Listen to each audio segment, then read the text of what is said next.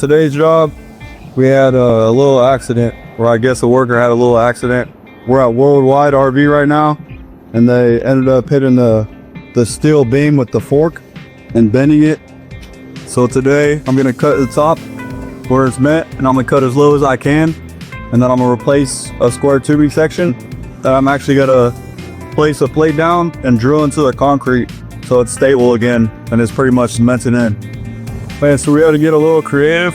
I welded this T-post onto here so that I could lift it up with the forklift just for an extra safety precaution, and actually bend it actually back into place. And the same forklift that caused the damage is gonna now fix it.